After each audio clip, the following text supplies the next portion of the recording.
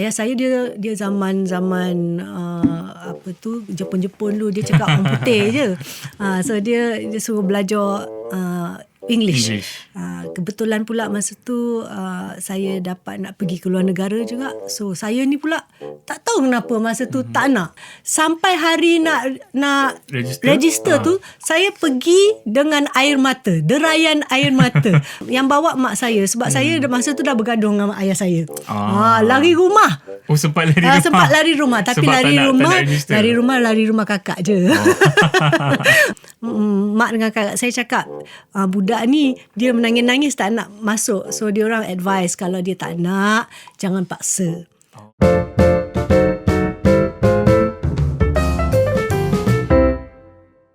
Okay, hello, hi. Kita kembali lagi bersama saya Hafizan Muhammad and this is Music Roundtable, dan hari ini kita ada guest yang sangat special. Kalau sebelum ni kita ada penyanyi, which is mereka hanya kerjaya dalam bidang muzik tu hanya menyanyi, tapi hari ni kita ada someone yang mungkin saya rasa kita boleh panggil sebagai seorang ilmuwan juga ataupun seorang pakar akademik dalam bidangnya. Kita welcome. Boleh lah sikit-sikit. Boleh lah. Kita welcome di studio hari ini Datuk Syafinas. Terima kasih. Apa khabar? Baik, Alhamdulillah. Nak cakap baik.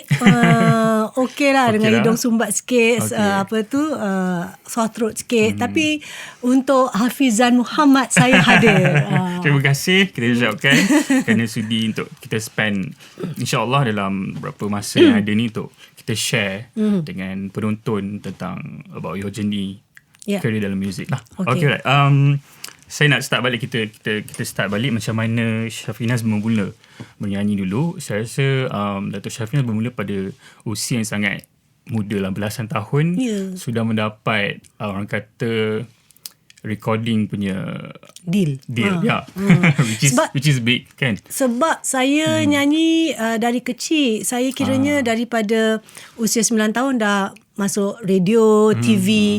Jadi agak natural lah. Lepas tu masuk umur 16 tahun saya dapat offer untuk record sebuah album. Okay, so basically siapa yang mendorong untuk menjadi seorang artis rakaman? Mungkin ialah masa tu kalau orang tua kita dulu kan fokusnya kena belajar dulu kan. But untuk ada sebuah album pada usia belasan tahun itu dorongan dari keluarga sendiri atau macam mana?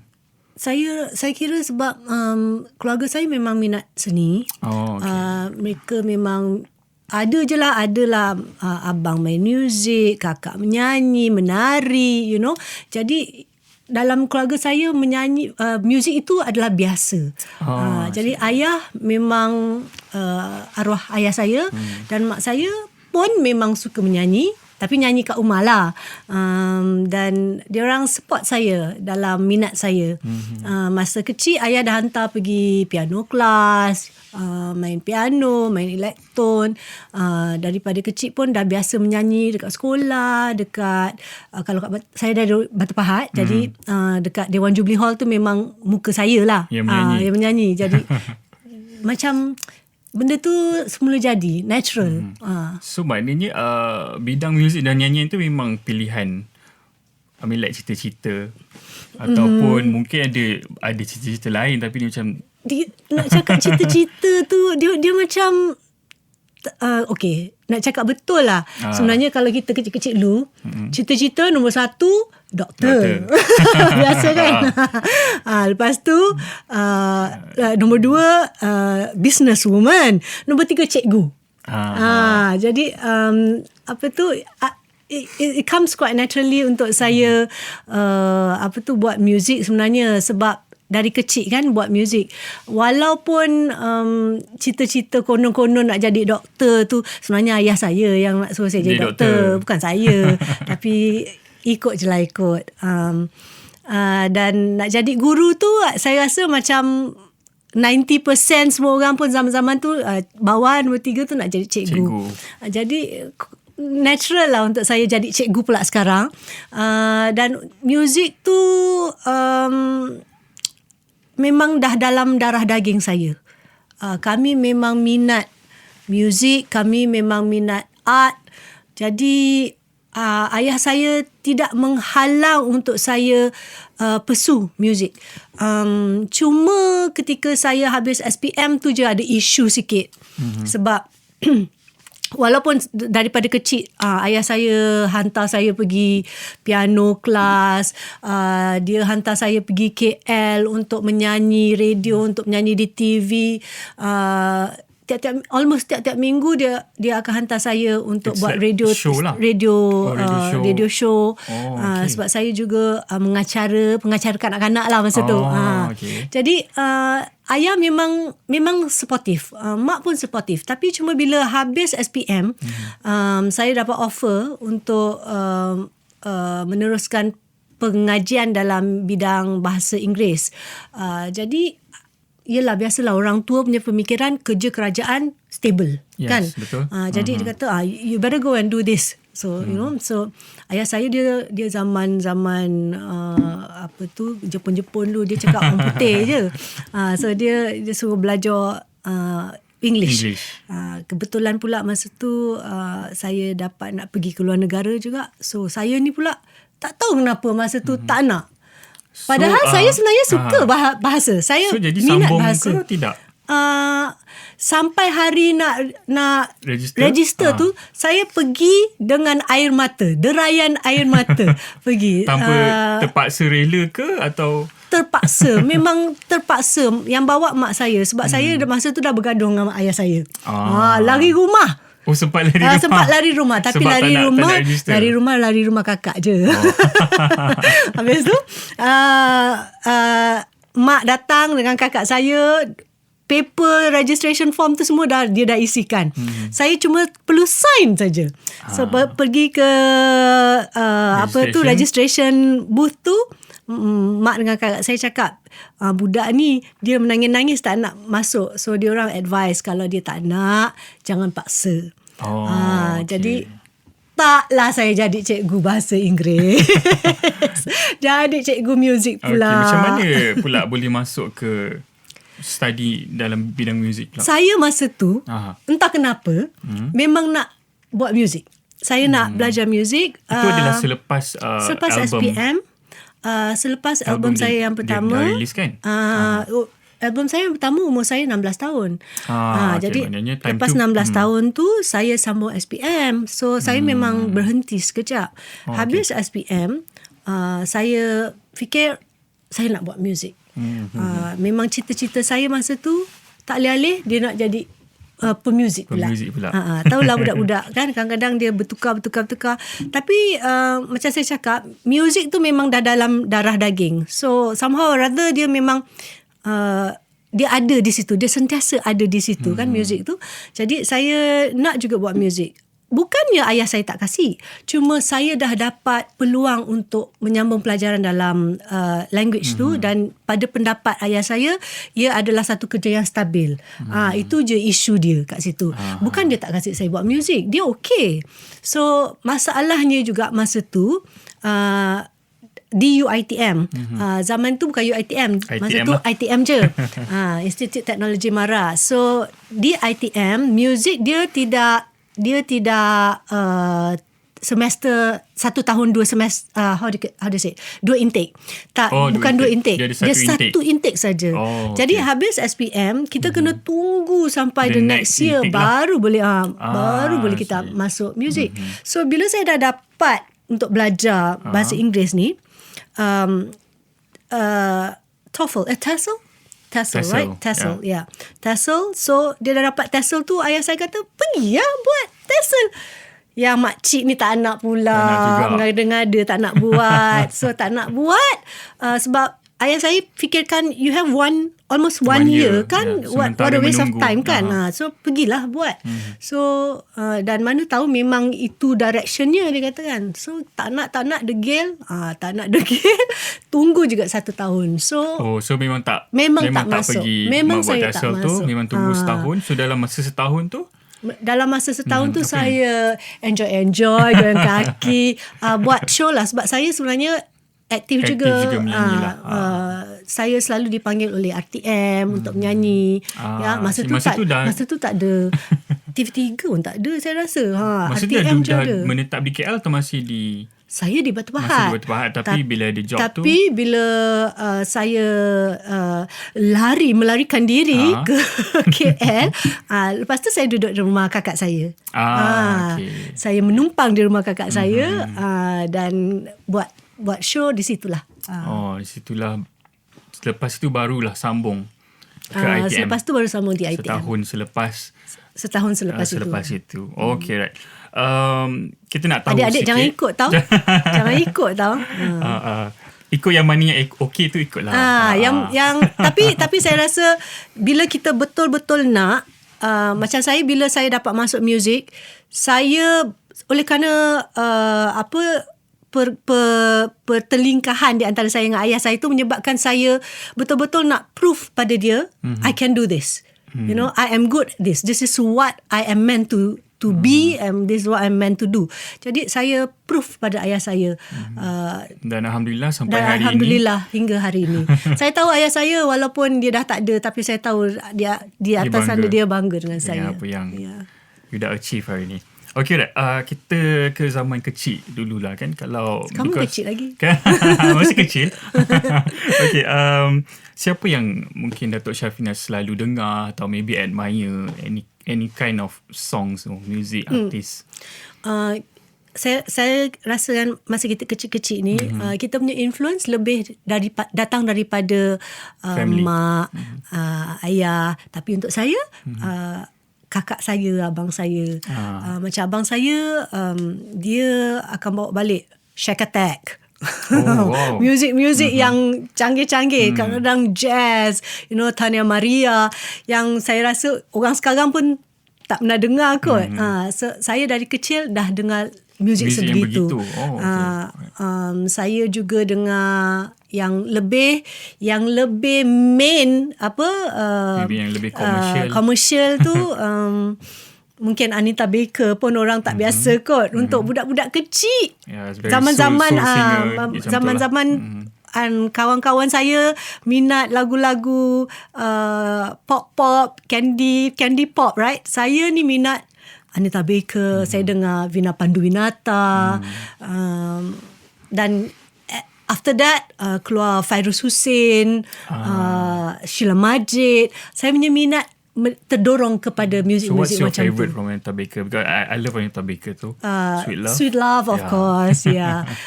One of her best songs, I would say. Yeah. Okay, alright. Okay, so selepas album pertama, ambil XPM. Selepas itu sambung study, buat show tadi setahun, sambung study di ITM. Okay.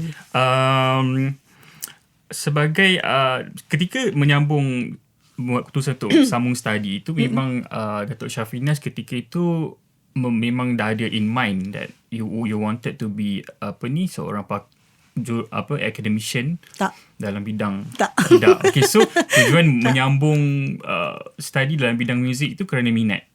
Ya, masa tu dalam otak saya nak jadi performer, saya nak jadi saxophonist. Oh, okay. Dari mana datang saxophone tu, saya pun tak tahu. Tapi belajar saxophone? Tidak. Oh, tidak saya pun? tak ada belajar saxophone. Masa saya datang audition di ITM, saya masuk, sebab saya main piano kan. So saya audition piano. Kemudian bila ditanya, you nak belajar, sebenarnya you nak buat apa? Saya nak buat performance, instrumen pilihan, saxophone. So dia orang kata, oh boleh main saxophone? Oh tak boleh. Ada instrumen saxophone? Tak ada. Jadi dia orang letakkan saya sebagai first instrument saya piano, dan second instrument saya ialah vocal, sebab dia orang tahu saya menyanyi. Oh, okay, right. Okay, selepas itu jadi tak tercapai lah cita-cita nak main saxophone tu. Tak pernah tiup satu pun tak ada. Tak ada. So masa tu diploma lah. And then terus bersambung degree ke? No, sebab kita ialah degree, general degree, terus general degree in music, ya. Oh, okay, dulu macam tu. Yes. Oh, okay, right. Okay, so selepas itu tahun 1998 kalau tak salah saya, album Ingin Bersamamu, betul? 99. 99. Okay, right. Pada tahun 99 lah kan, dan kalau kita ingat balik music situation pada tu, saya rasa yang commercial, of course time tu tengah sangat hebat dengan muzik dangdut, dengan nasyid yang I think very dominant kan pada tahun 90-an towards the end itu, and of course ballad and pop lah. Yep. Okay. Tapi Shafinas seperti satu kelahiran semula dengan album Ingin Bersamamu, dengan satu sound yang saya rasa agak janggal untuk pasaran muzik Malaysia ketika itu. Saya macam selalu like ada this thing in my mind kan, actually how do you like convince label that I wanted this kind of album, sound yang begini, ataupun memang tawaran itu datang untuk Shafinas melahirkan album yang soundnya begitu, because the album tu is very like very R&B, very membuat jazz. saya berfikir soalan ini. Dan dengan classical feel itu kan. Macam mana saya convince dia orang tak convince pun. Sebenarnya senang saja prosesnya. Sebab saya rasa saya ni sangat lucky sebab saya punya path tu dia macam senang. Saya tak ada macam kena paksa buat itulah, kena paksa buat ni lah, tak ada. So macam apa yang saya nak tu alhamdulillah saya dapat. Macam mungkin zaman 90-an tu dia punya music sebenarnya lebih diverse tau. Sebab masa tu kita ada, memang macam you kata dangdut lah, and then kita ada nasyid, kita ada rock, kita ada R&B pun dah start ada. You know, so quite natural untuk saya buat R&B, tapi it's still R&B pop. Kan dia tak adalah macam beria-ia punya R&B. So it's still dia punya influence R&B tu ada, tapi dia punya foundation is still pop. Dan oleh kerana saya ni lulusan atau graduan universiti dalam bidang muzik, saya rasa diorang macam kasih ruang untuk saya berkarya. Memang saya sangat betul lah, sebab diorang tak ada macam you cannot do this, cannot. You because know, so saya rasa it's normal kalau seseorang artis yang masuk label, they are being told you have to do this, you have to especially ditetapkan kan, especially untuk artis yang in a way baru. Sebab saya record album yang pertama 89. Lepas tu saya tak ada album lagi sampai 99. That is 10 tahun. Yes. So 10 tahun tu sebenarnya saya menyanyi, tapi saya tak ada album. So saya kira masa tu saya boleh dianggap baru lah. Tapi saya diberi free hand oleh EMI masa tu, Cik Azmi lah, A&R manager masa tu. Dia beri saya kebebasan untuk mencorak dan mewarnakan album saya. Saya dapat pilih lagu saya sendiri. Saya dapat pilih komposer-komposer yang saya nak bekerja, arranger-arranger yang saya suka, producer-producer yang saya rasa nak bekerja sama. You know, so saya memang sangat lucky. Saya dapat macam album cover, saya nak apa yang saya nak, maknanya direction. Memang really get involved dalam penghasilan album. Walaupun bukanlah sekejap proses dia tu, daripada saya sign hingga ke release tu. Berapa lama untuk menghasilkan? About 2 years jugalah. Ambil masa juga. 1 year, almost 1.5 years to 2 years macam tu. So macam sebab saya ni cerewet lah. Saya cerewet. Sebab saya because macam, you know apa yang you nak. Because I know what I like. Okay. You know, so saya percaya kalau saya nak buat sesuatu, kena saya yang suka benda tu. At the end of the day, I must be satisfied with what I produce. You know, maksud saya, kalau kita keluarkan sesuatu yang kita macam, alah, ni I tak suka lah, nanti lama-lama kita, alah, malunya keluarkan benda tu. You know, so saya tak nak macam tu. Tak apalah, lama pun tak apa. Dan saya tidak tergesa-gesa, dan saya tidak, even now saya tidak I don't rush find it untuk- saya tak rasa macam dia satu kemestian untuk saya mesti buat macam ni buat macam ni macam artis lain. Saya tak rasa macam tu. Saya I'm just taking it at my own pace lah. Okay, alright. Tak tahulah bagus ke tak, tapi itulah cara saya. Tapi okay, because ingin bersamamu tu saya rasa berjaya mengembalikan semula orang, ataupun mungkin ketika itu baru orang tahu ada Syafinas. Dia lain sebab sampai sekarang pun orang masih cakap, oh lagu Ingin Bersamamu tu macam modern. Modern sangat, especially untuk zaman itu. Sangat modern, sangat nak cakap sebenarnya ia sukar diterima pun ya. Sebab pada pendapat orang yang mendengar, dia macam, oh apa lagu ni terlalu berbeza daripada lagu-lagu orang lain. Mungkin dalam market kita kurang. Ya, mungkin lagu juga yang gitu. kerana nyanyian saya berbeza. Sebab saya adalah kelahiran satu institusi di mana saya diajar untuk memastikan suara saya berada pada tahap yang selamat.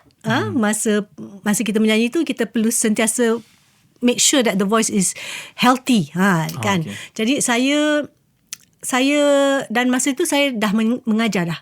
Saya dah mengajar. Sudah mengajar. Jadi bila saya mengajar sebagai cikgu, saya mengajar anak murid saya beritahu mereka untuk jaga suara. Kalau nyanyi kena make sure jangan menjerit, jangan apa. So saya kena lead by example lah. Saya kenalah make sure saya pun tak terjerit-jerit bila menyanyi. Jadi cara saya menyanyi ada inject elemen-elemen klasikal. So memang berbeza lah untuk masa zaman tu. Pasaran ketika itu. Masa itu memang sesuatu yang tak sama dengan orang lain, which I'm happy with. Sampai sekarang pun saya rasa itulah saya. Inilah diri saya. And sampai sekarang I believe you're proud dengan apa you dah produce. Sampai sekarang album Ingin Bersamamu itu pada saya masih lagi satu album yang berbeza dari apa yang pernah dikeluarkan pada ketika itu, dan juga berbeza daripada apa yang saya pernah dah keluarkan sebelumnya. Jadi in a way it's like experimentation, tapi juga not too far away from the pop genre. Masih ada yang menggemarinya, of course. Masih ada yang meminatinya. Alhamdulillah. Because saya percaya kalau album itu terlalu berat, mungkin Impian Reality itu tidak juga ke final. Maknanya it there's a balance lah. Ya, sebab macam saya cakap lah, dia punya foundation dia masih pop. Masih lagi lagu pop. Okay, right. Dan seterusnya, saya rasa Syafinas selepas itu hadir dengan satu lagi idea yang lebih besar, lebih eksperimental saya rasa, which you call it as the Berkeley Project, kalau saya betul. Salah. The Berkeley Project tu ialah kerana kebanyakannya producer-producernya adalah graduan Berkeley. Ya. Dan album itu dia beri judul Okay.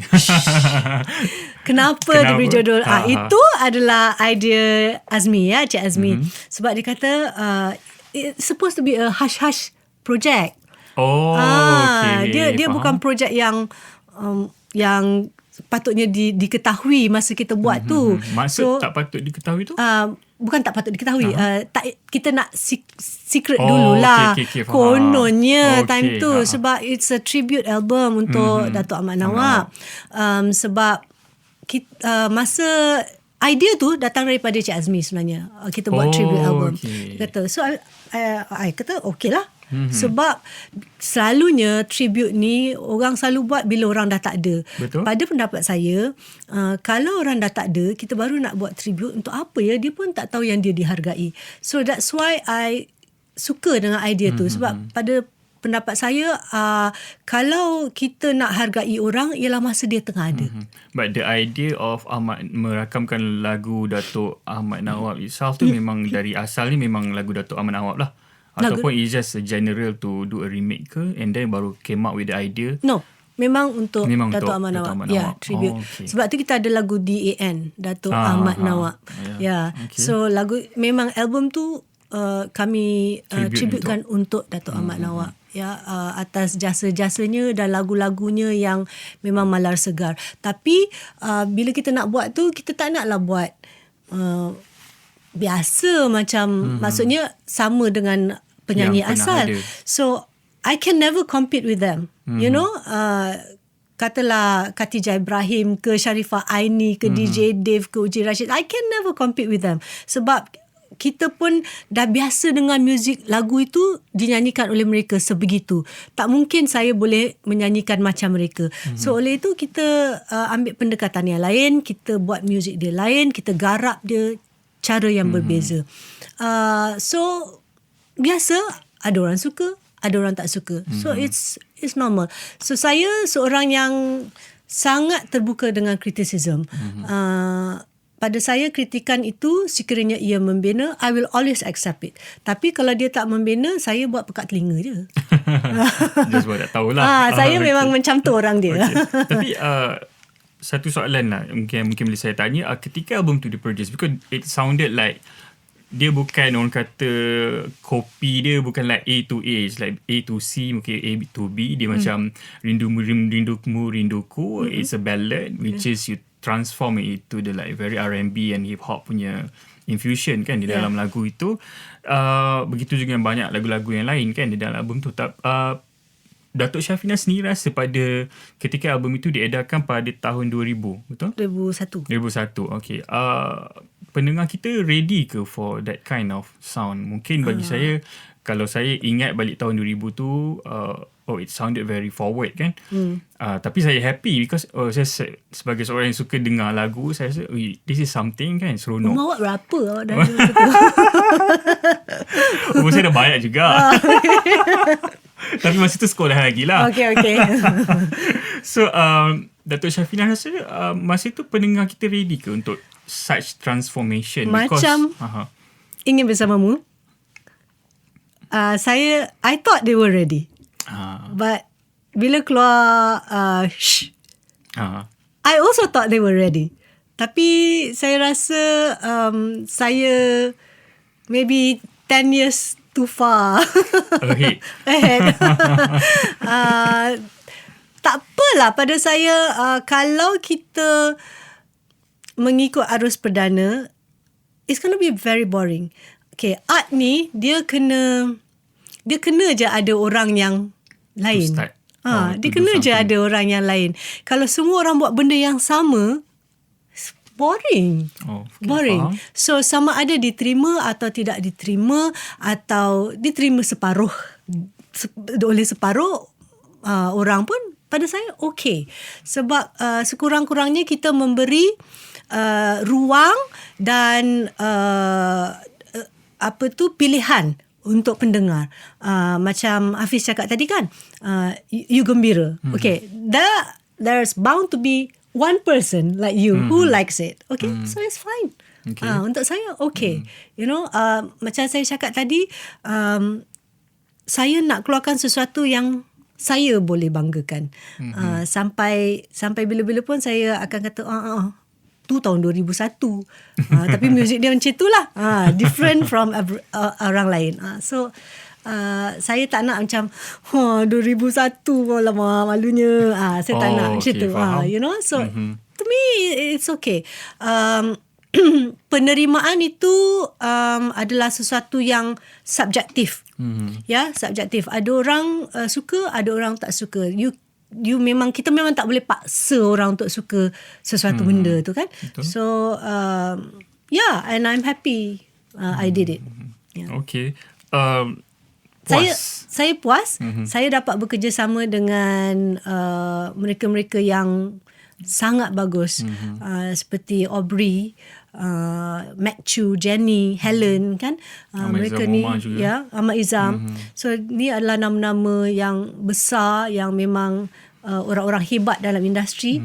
So saya gembira saya dapat bekerjasama dengan mereka. So that experience saya treasure sampai sekarang.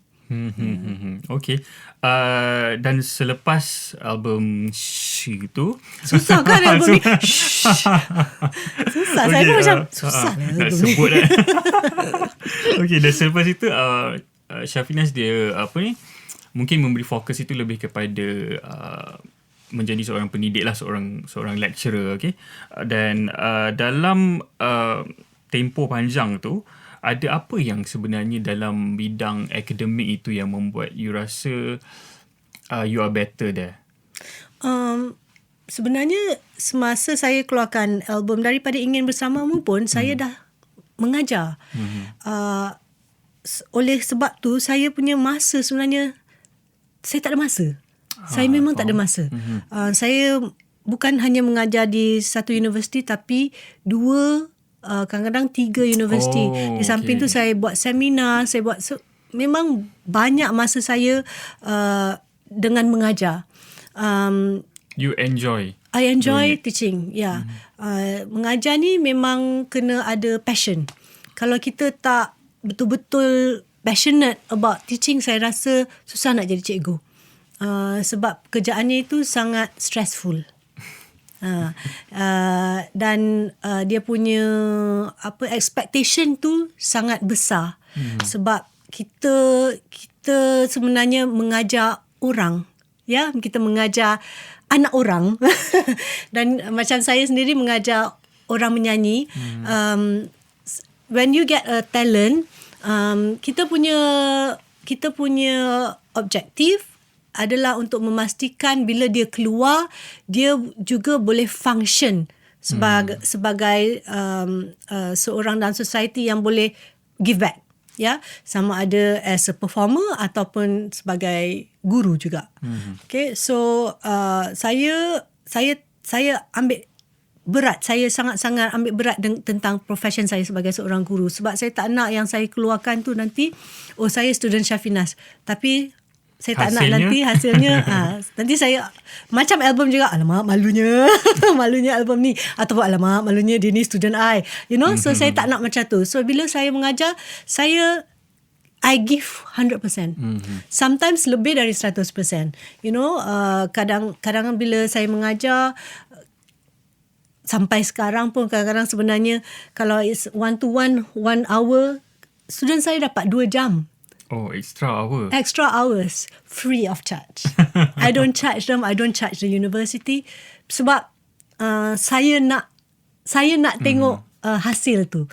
Bila kita tengok daripada budak ni suara macam ni jadi suara macam ni, dia punya satisfaction lain. Satisfaction saya, ya, kepuasan yang saya dapat bila saya menyanyi atau pentas, dan bila saya menghasilkan seorang penyanyi lain.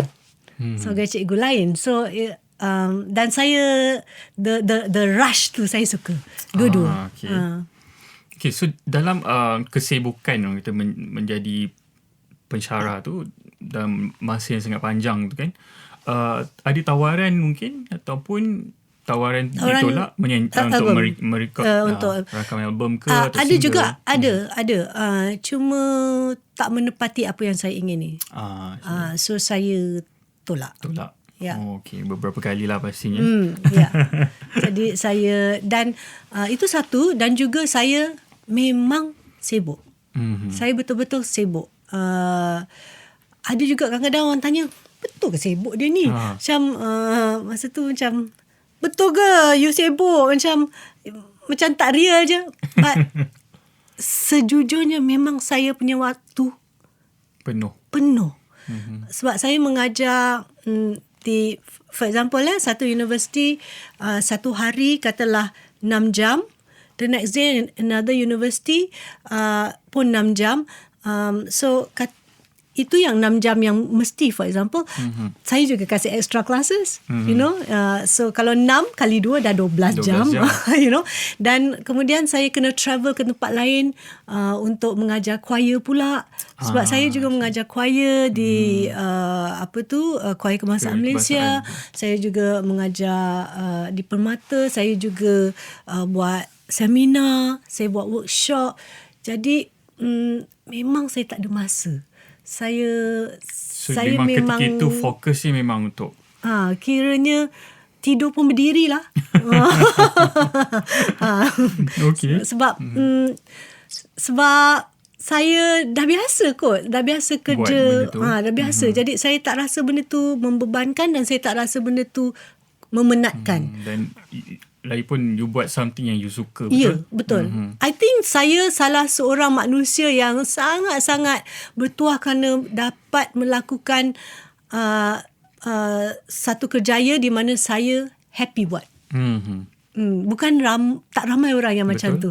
Ya, so saya sangat bersyukurlah. Okay. Alright. Okay, sekarang kita nak bercerita sikit tentang muzik. Okay, boleh. Tak apa. Dia menjawab dan lebih macam bagi extra hour tadi tu. Okay, so sekarang untuk saya sebagai seorang yang tak ada orang kata formal education dalam muzik ataupun dalam bidang nyanyian kan. Bila kita sebut soprano dekat Malaysia ni kan. Kalau yang kita akan ingat soprano Nimbai Zura, start pun Syafinas. Okay, so benda tu membuat saya macam berfikir actually soprano itu is a style or is a technique sebenarnya dalam nyanyian. Okay, bila kadang-kadang kalau you tengok nama, for example lah, you tengok satu nama Mat Salleh lah, senang cerita. Mat Salleh, lepas tu bawah dia tulis soprano. Okay, itu bermaksud penyanyi itu adalah, sebab dia ada dua makna soprano tu. Okay? So penyanyi itu kerjayanya adalah sebagai seorang penyanyi klasikal. Yang mana suaranya adalah soprano. Ya. So suara soprano itu pula bermaksud wanita yang suaranya tinggi. Setiap manusia ni kita ada lelaki dengan perempuan kan, dua je gender kan. Okay. So gender yang pertama wanita. Okay, wanita ni kita ada suara tinggi, suara rendah. Lelaki ada suara tinggi, suara rendah.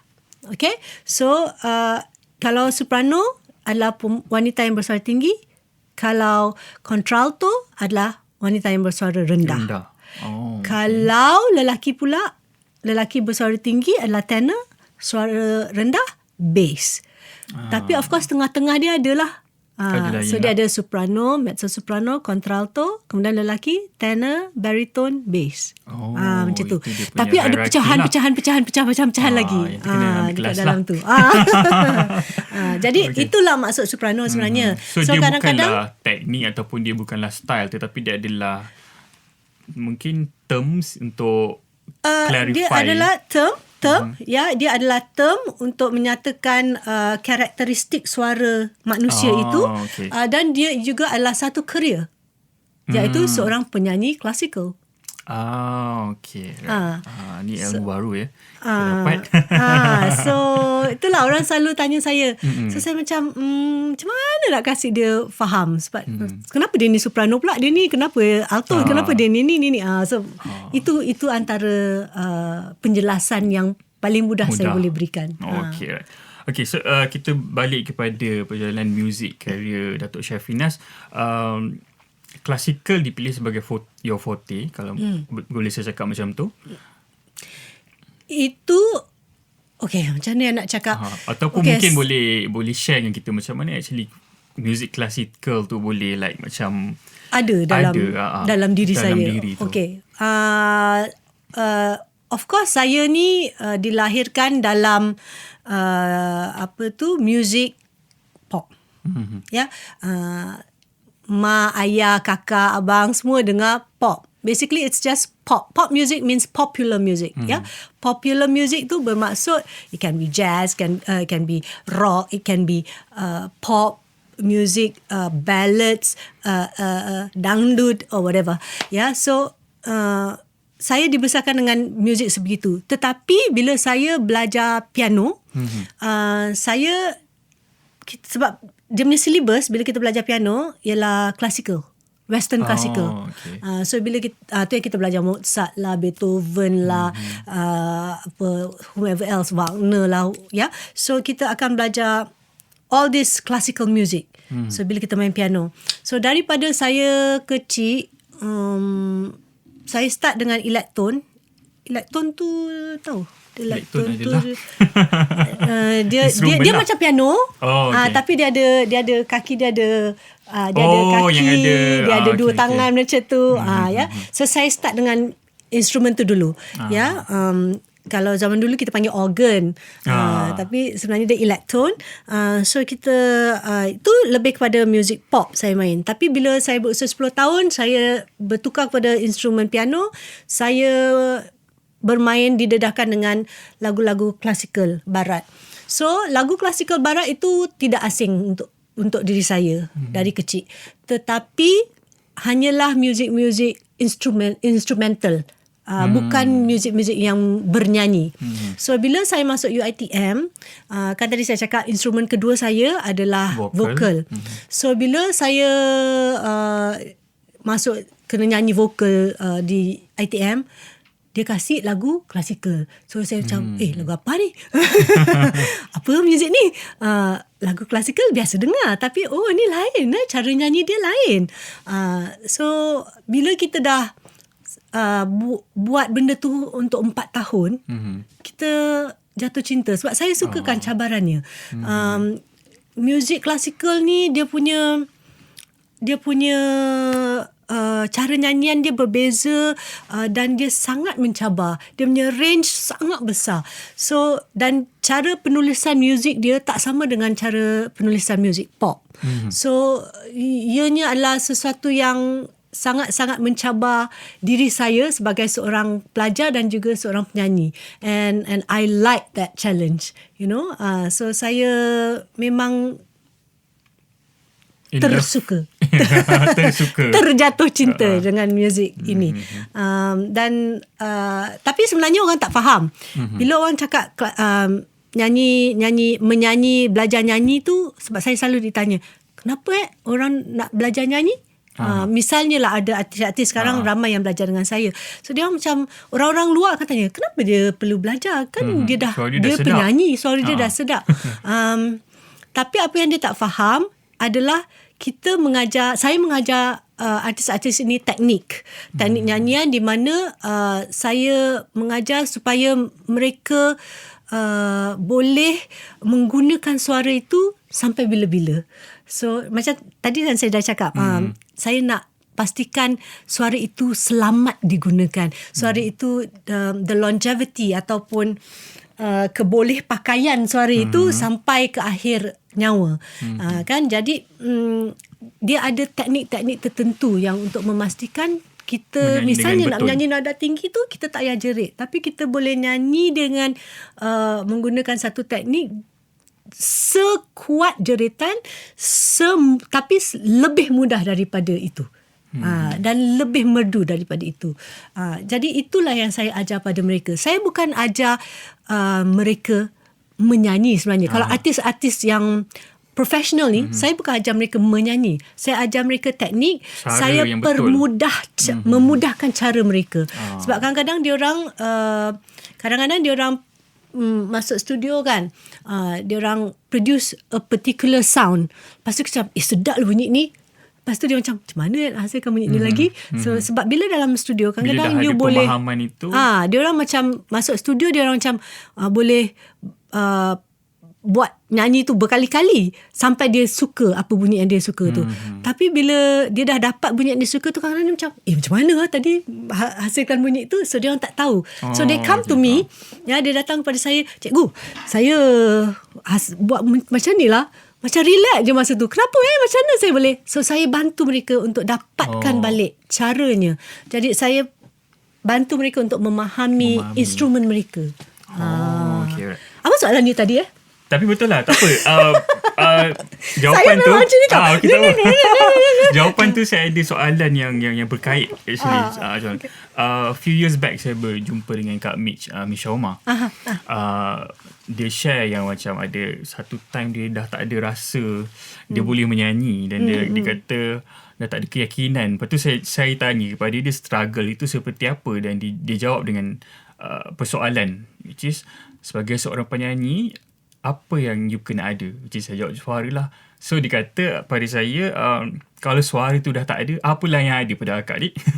Yeah. Okay, dia kata begitu. So since kita aware yang Misha Umar berjumpa dengan Datuk Syafina selepas itu, mungkin you boleh share sikit actually mungkin sekritikal mana sebenarnya ketika Misha Umar pertama kali sebenarnya berjumpa dengan Syafina untuk memperbetulkan hal-hal yang dia rasa tak betul masa tu.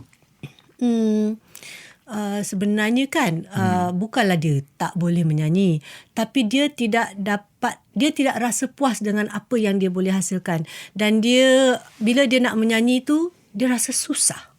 Okay. Macam susahnya, dan bila benda itu susah dia jadi takut. Okay. Dan ketakutan, fear is the biggest problem for performers. Ya, bila kita takut, sebelum kita naik atas pentas tu kita dah takut, otak kita dah negatif, kita dah macam-macam fikir. Ya, so bila kita fikir macam mana nak nyanyi. Kadang-kadang note tu satu je note yang tinggi tu, tapi note itulah yang akan menyebabkan kita rasa terseksa dari mula nyanyi sampai akhir nyanyi. Padahal note-nya satu saja. Dan note itulah yang menyebabkan kita rasa takut tu, yang memulakan perasaan takut tu. Jadi bila you rasa takut, dia benda yang susah itu jadi lebih susah. Dan juga Misha masa dia datang jumpa saya, dia baru habis produce single Sampai Bila. Okay. Sampai Bila tu susah. Susah gila lagu tu. Lagu tu macam tak berhenti. Ya, dia ongoing dan dia it keeps going up. So memang sukar, dan Misha pula masa tu memang dia menghadapi kesukaran untuk menyanyi. Ya, dia tak boleh control the muscles. Okay, basically nyanyi ni dia macam sport lah. Okay. You kena control muscle you kan. Stamina-nya. You kena control. Macam katalah bila kita berlari, tapi kita dah kepenatan. Adakah kita akan tak apalah, sudahlah, nasiblah, duduklah tepi. Tak boleh kan. Kita kena teruskan, kita kena habiskan. Samalah macam menyanyi. So walaupun dia merasa kesukaran tu, dia perlu habiskan. So dia minta bantuan saya untuk mendapatkan semula keyakinan diri dia lah untuk menyanyi. So basically dia sebenarnya teknik tu ada pada dia, tetapi dia lupa macam mana nak gunakan badan itu. Sebab dia hanya gunakan tekak dia saja. Dia tak gunakan badan dia, keseluruhan badan dia untuk menyokong nyanyian dia.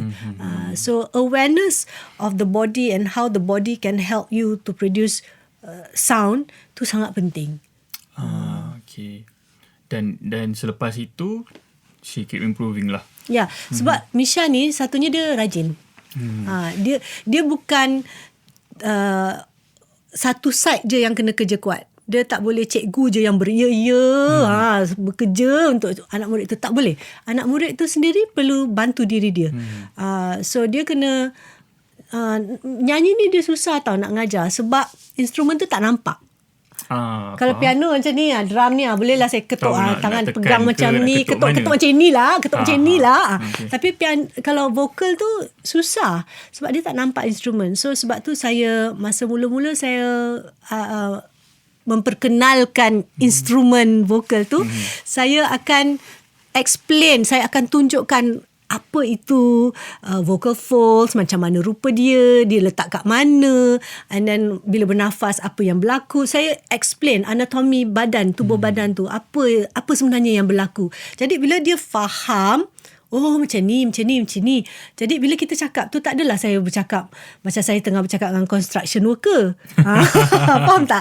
So jadi saya bercakap dengan seseorang yang faham apa yang saya sedang berkatakan. Jadi dia jadi mudah.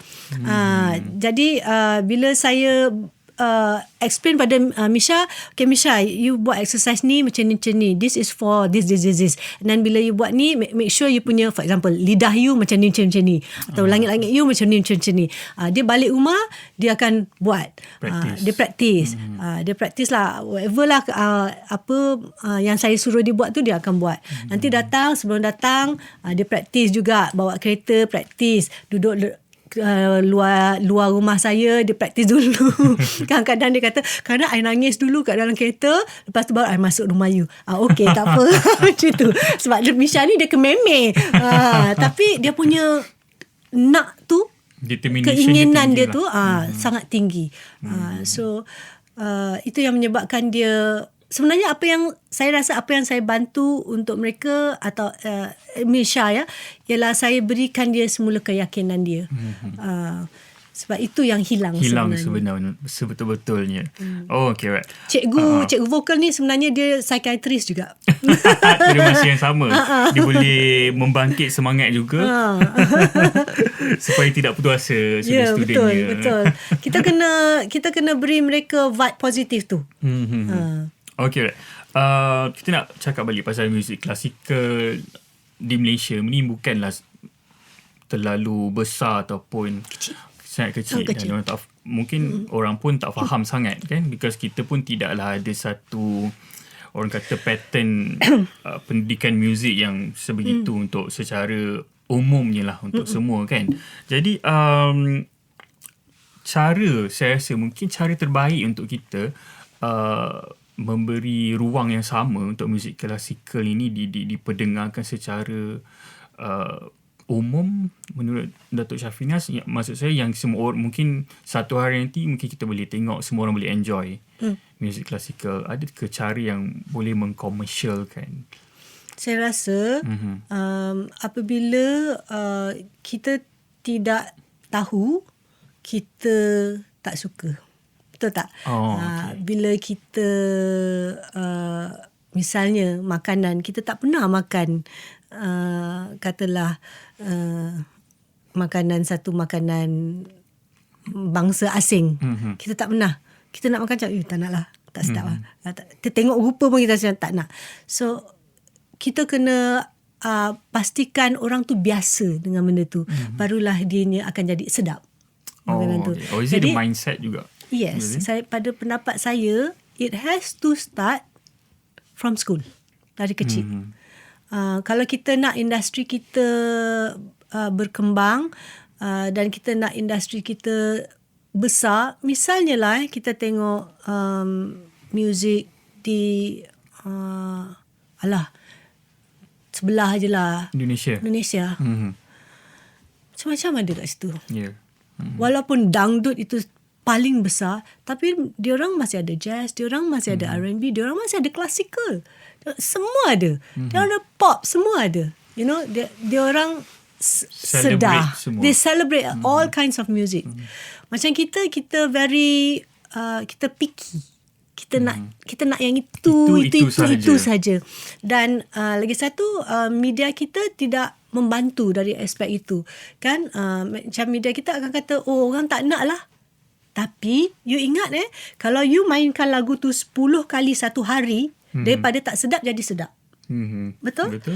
So saya rasa media juga memainkan peranan yang sangat besar. Ya, maksud saya di sini TV, radio, all this masih kita perlu bantuan mereka untuk exposekan muzik sebegini. Dan bila orang mendengar berjenis-jenis muzik, dia akan mindanya akan terbuka kepada apa sahaja. You know, dia tak akan rasa macam tak sedap, tak suka, tak nak dengar. Okay. You know, so dia akan dengar. Dia kalaupun dia tidak minat, tapi dia masih boleh mendengar. You know, misalnya macam saya sendiri, saya tak minat trash. Tapi kalau you suruh I duduk dengar trash, okay, saya boleh dengar, saya boleh analisa dan cuba fahami. You know, saya boleh pergi tengok konsert SOG, saya duduk situ dengar, budak-budak tu headbanging, saya pun boleh juga, no problem. You know, so tapi kalau nak suruh saya dengar dekat rumah duduk, memang tidaklah. Tapi at certain time boleh je. Boleh saja. So apresiasi itu perlu ada. Dan untuk kita ada apresiasi terhadap muzik, kita perlu terapkan daripada kecil. Kita punya music education, saya rasa saya dah cakap banyak kali, our music education sangat lemah. Sangat lemah. Dan almost tak ada. You know, so dan saya sebagai orang muzik, saya rasa sedih dengan perkara ini. You know, so sebab itulah bila mentality ini daripada kecil kita dah ajar, so dia orang anggap muzik itu atau art itu hanyalah entertainment. They don't see anything else but entertainment. They don't understand that music itu juga adalah satu sumber ekonomi yang sangat besar. Yeah. Look at Korea. Yes. Kan? Yeah. Macam Korea. Orang Amerika faham ke cakap Korea? Tak faham kan? Tapi dia orang enjoy the music. Ya, dah diterima di sana. Betul. You know? So kita kena start daripada sekolah. Daripada kecil. Daripada awal. Okay. Selain Syafina Selamat lah, kalau di Malaysia ni, mungkin siapa yang lagi yang kita perlu kenal penyanyi-penyanyi klasikal yang mungkin aktif sebenarnya tapi kita tak tahu. To be honest, saya sendiri pun saya tak ada pendedahan itu kan. Yeah. Siapa lagi atau kita tak ada sebenarnya? Bukan tak ada. Okay, dia macam ni. Kalau dalam komuniti Melayu, memang tidak ramai. Tetapi ada. Sebab ia bermula dengan, I would say UiTM. Kalau tak silap saya lah, saya rasa itulah permulaannya. Ya, kerana di UiTM lah bermulanya pengajaran vokal di mana silibusnya berdasarkan kepada klasikal barat. So bila mereka belajar vokal, diorang mesti belajar lagu-lagu klasik barat. Kenapa? Sebab di situlah bermulanya pembelajaran teknik. Okay, all the research and everything comes from there. You know, so dengan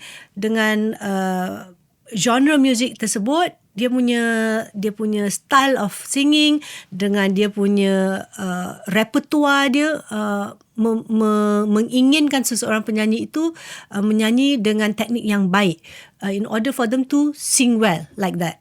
So di UiTM memang diajar menyanyi dengan klasikal. So dalam community Bumiputera, Melayu dan Bumiputera, di situlah bermulanya. Ada anak-anak Melayu yang berasal dan juga Bumiputera yang berasal daripada UiTM yang memperjuangkan muzik sebegitu, seperti anak-anak murid saya sendiri. Ya, ada Khairunisa Diana, ada Faiza Hamdan, ada Syazwan Junaidi, ada Rabiatul Raba'ah. So all these names mungkin you tak tahu sebab tapi dalam community klasikal memang ada. Ini semua anak-anak murid saya lah. So and I'm happy that ada legasinya, you know. So macam dalam community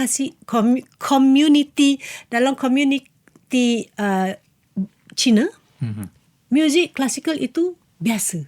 Dia orang dah lama.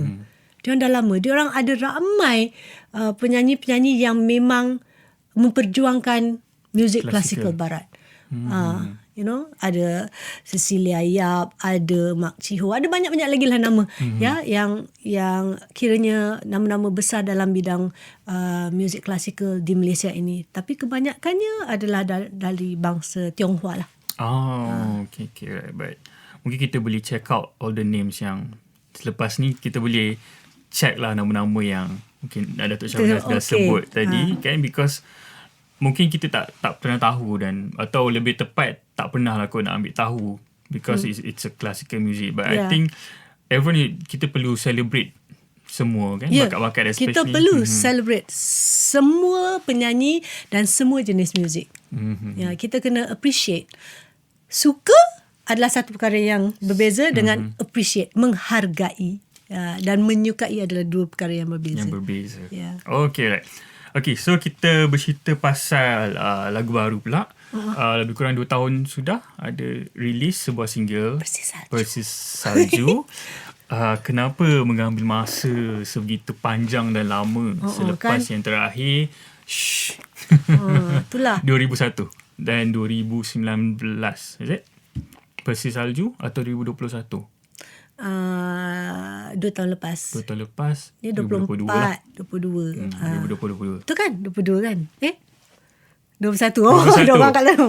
Marah dia macam ni. 21 Okay. Okay. 2021. Ya.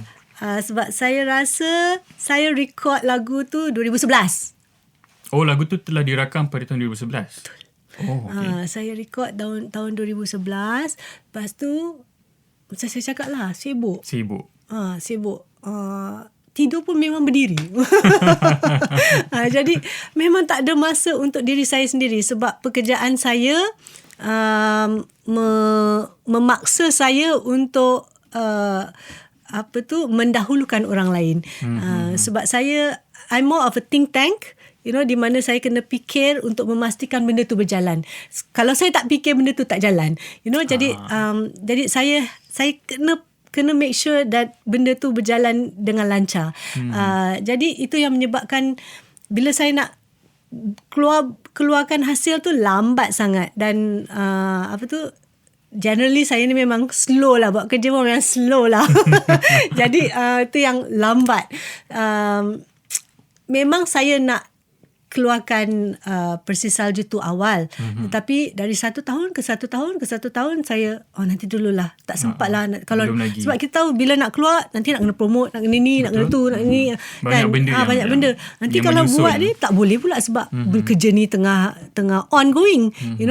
Bila nak keluar the next year, kerja tu. So kerja mana pernah berhenti. Betul. Mana pernah habis. Takkan habis. Akhirnya 2021 kita keluarkan sebab sebenarnya saya malu sebenarnya. Orang asyik tanya bila nak keluar. Asyik cakap tahun depan sampai 10 tahun 11 tahun baru nak keluar. Jadi saya keluarkan jugalah. Lepas itu pun masa tu lepas PKP kan. Betul. Sebab masa PKP tahun 2020 tu saya mengajar sekejap di UiTM dan Aswara dah tak mengajar kot masa tu sebab saya dah jadi board of director. So UiTM saya berhenti mengajar kerana saya tak dapat kepuasan mengajar secara online. Okay, betul sebab masa tu adalah online. Jadi saya berhenti. Jadi saya ada masa untuk diri saya. Saya ada lebih sikit masa untuk diri saya. Untuk digunakan untuk merilis album. Lagu itu. Jadi saya kata, okey lah. Jom kita keluarkan lah. Tak ada kerja masa ni. Sementara tak ada kerja, kita keluarkan. Itu yang kami keluarkan pada decided tahun 2021. untuk keluarkan pada tahun 2021. Dan mungkin tahun ni ada sesuatu lagi untuk peminat ataupun InsyaAllah. Belum lagi? Dia sebenarnya saya ni dah record lagu. Ada 6 lagu saya dah record. Kenapa tak bertahun-tahun yang lalu? Kan boleh sebenarnya kan keluar je lah. Kan itulah macam saya cakap lah, bila nak keluar tu nak kena ada masa untuk ada planning dia sikit kan. Itu pun macam Persis Salju, saya plan nak keluar tu konon-konon nak macam-macam lah nak buat, tapi tak boleh buat juga kerana kerja. Macam saya cakap lah, saya ni bukan penyanyi full stop. Dia penyanyi lah, nak jadi juri lah, nak jadi cikgu vokal lah, nak jadi cikgu choir lah, nak jadi semua ada kat dalam tu. Jadi tu yang jadi susah bila nak keluar lagu. Cuma saya kesian bila saya punya pendengar yang ada my fans yang macam, bila ni kata nak keluar, tipulah, janji nak keluar tahun depan lah, ni dia orang tengok ni dah tahu ada 6 lagu ni ada sah. Cuma lagu saya, kalau anda katakan Persis Salju itu sangat berbeza daripada lagu bersamamu, yang ada Ingin Bersamamu ataupun lagu-lagu apa yang ada di Malaysia ni, lagu-lagu yang saya rekodkan lagi berbeza. Wah, lagi different. And mungkin lagu-lagu saya bukan mainstream. So it's a bit more artsy. So it's a bit more difficult untuk orang. Macam saya cakap lah, kalau tiada kita kena inject understanding tu daripada kecil. supaya mereka terbuka. Oh, this kind of music. Sebab kalau kita tengok budak-budak luar, anak-anak macam zaman sekarang kan banyak YouTube, TikTok, Instagram. Kalau you dengar muzik diorang kadang-kadang macam sangat terbuka. Macam-macam you dengar, oh ini ada elemen klasikal sebenarnya ni. Cuma mungkin orang kita tak sedar benda tu. Tapi kalau you study, oh ni ada elemen klasikal. Ada sebenarnya. Kalau you dengar muzik game, lagi canggih muzik dia. Dia punya arrangement music dia lagi canggih, lagi macam film scoring, you know. So like itu yang masyarakat kita tak ada. Kita tak ada kesedaran itu. Kita tak faham itu. Tak faham. Okay, right. Tadi Datuk Syafrina cakap tentang sibuk menjadi juri tu. Okay, dah bercakap pasal juri tu. Kita cerita juri pula panjang ni. Okay, dalam setiap pertandingan yang Datuk Syafrina jurikan, actually secara personal quality yang macam mana yang Datuk Syafrina cari dalam nyanyian? Okay, nombor satunya, bila kita cakap pertandingan nyanyian, dalamnya nyanyi kan. Tentulah kita cari suara kan. Nyanyian, suara. Okay, nombor satu, kalau saya mencari, I still believe in power vocals. Okay, tetapi itu tidak bermaksud saya tidak menerima suara yang tidak powerful. Tapi dia kena pandai memilih muzik dia, jenis lagu-lagu yang bersesuaian dengan suara dia. Okay, untuk suara-suara yang tidak sebesar. Faham maksud saya? Power vocals, misalnya saya cakap Mariah Carey, Whitney Houston, Celine Dion, itu semua adalah power you know, power voices. Jadi kita bercerita tentang suara sebegitu. Kalau kita cerita tentang pertandingan, kita nak suara yang powerful, you know. Itu yang saya nak. Tapi macam saya cakap, bukanlah saya bila saya dengar suara itu tak powerful, saya macam tak boleh, terus kosong. Tak ada, bukan. Sekiranya artis itu atau penyanyi itu pandai memilih lagu yang sesuai dengan karakter suara dia, dan dia pandai main suara dia, kadang-kadang percaya. Sebab you dengar zaman sekarang, kadang-kadang suara yang pelik-pelik pun boom. You know, so sebab dia pandai pilih lagu yang sesuai dengan karakter suara dia tu. Okay, bercerita tentang penjurian, setiap competition atau setiap pertandingan itu berbeza-beza. Misalnya, let's talk about GV. Okay, GV adalah pertandingan di antara artis-artis, sedia ada.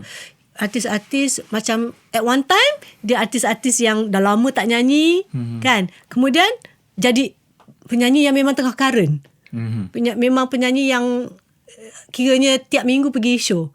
So tentulah beza. Betul. Cara penjurian dia, cara kita melihatnya pun berbeza. Penyanyi yang mungkin pernah famous at one time, tapi dah nyanyi dah 20 tahun tak nyanyi, beza dengan penyanyi yang memang nyanyi tiap-tiap hari. Walaupun dia ni adalah penyanyi yang besar dan yang legend lah katakan, tapi dah 20 tahun tak nyanyi. Memang beza dengan penyanyi yang dah nyanyi tiap hari, tiap minggu ada show. Beza. Jadi cara kita menjurikan itu pun berbeza. Bila saya menjurikan artis-artis amatur, big stage for example, bintang RTM for example, beza lagi. Kadang-kadang diorang ni macam macam katalah GV, kita tahu, for example Jack, Liza Hanim, Nurin Aziz, Alif Aziz, siapa lagi, Nikki, macam ramai lagi ya. Diorang ni semua kita tahu suara bagus, memang boleh nyanyi. Kita tahu diorang punya chop tu apa, jenis muzik apa. Jadi kita nak tengok dia beri kita, okay, I tahu suara you tinggi, okay, beri lagi apa, oh suara dia rendah, sebenarnya boleh rendah suara dia. Kemudian kita boleh dengar, oh dia punya frasa nyanyi panjang, dia boleh nyanyi long breath, nyanyi satu frasa dalam satu nafas, panjang nafas dia, dia boleh show macam-macam. Dia boleh tunjuk, oh dia boleh menari dengan sangat baik. Oh dia boleh main instrumen. Oh dia boleh bercakap dengan baik. Oh dia boleh a lot of things that we want to see. Itu GV sebab dia adalah seorang artis profesional. Kalau kita nak bandingkan dengan bintang RTM for example, diorang ni tak ada siapa-siapa. You know, diorang adalah budak baru, budak muda. Mungkin dia biasa menyanyi di dia punya negeri dia, tapi dia masih dikira amatur. Ya. So saya tak pernah dengar dia siapa. Saya tak pernah tahu dia siapa. So you akan treat as saya akan treat dia sebagai kosong. Right? Dan bila dia datang, saya nak tahu you ni siapa, you nyanyi lagu apa, okay, jenis macam mana. So you kena tunjuk pada saya siapa diri you. Okay, bila you nyanyi, okay, this is my voice, this is what my voice can do. You know, you have to show me a lot of colours. Bila saya nyanyi lagu sedih, suara saya boleh macam ni. Bila nyanyi lagu gembira, boleh macam ni. Tapi kadang-kadang dia orang fokus banyak sangat pada persembahan, for example. Sedangkan markah persembahan tu sangat sedikit. Dan markah vokal itu tinggi. Jadi markah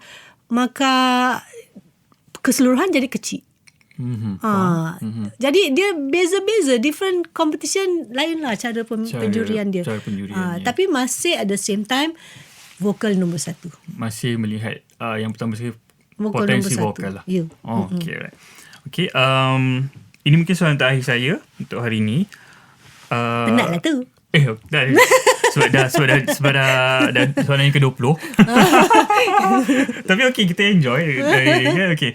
Sebagai seorang pensyarah muzik, ada student datang berjumpa dengan Datuk Syafinas. Saya masuk UiTM, saya belajar muzik, saya jadi penyanyi.